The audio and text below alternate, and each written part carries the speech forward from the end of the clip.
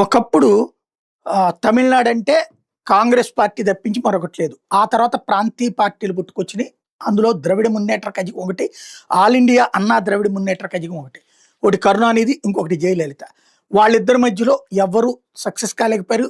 ఇందిరాగాంధీ లాంటి ఆవిడ వల్ల కూడా కాలేదు. రాజీవ్ గాంధీ వల్ల కూడా కాలేదు. జాతీయ పార్టీలు అక్కడ చివరికి తోక పార్టీలుగా పనిచేయాల్సొచ్చింది. ఇప్పుడు తోక మళ్ళీ కుక్కని నడుపుతోందనమాట.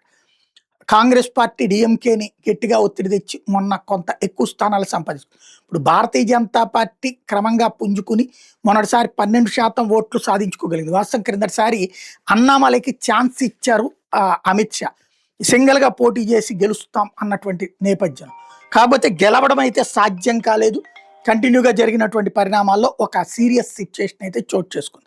తర్వాత ఇప్పుడు ఎట్లయినా సరే గెలవాల్సిందే తమిళనాడులో అన్నటువంటి అమిత్ షా ప్లానింగ్లో భాగంగా ఒక టీముని పంపించడం, అంటే భారతీయ జనతా పార్టీ ఒక టీముల్ని ఎక్కడికక్కడికి ముందుగా పంపిస్తున్నది. బెంగాల్ కావచ్చు, లేకపోతే భవిష్యత్తులో జరగబోయే ఎన్నికలు బీహార్ చూసాం, తర్వాత తెలంగాణ చూసాం. ఇప్పుడు ఓ పక్కన బెంగాల్కి తమిళనాడుకి టీములు పంపించింది.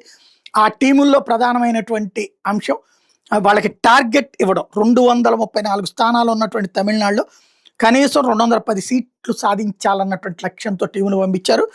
ఓవరాల్గా 6 స్పెషల్ టీములు ఇప్పుడు తమిళనాడుకి చేరుకున్నాయి భారతీయ జనతా పార్టీ నేతృత్వంలో.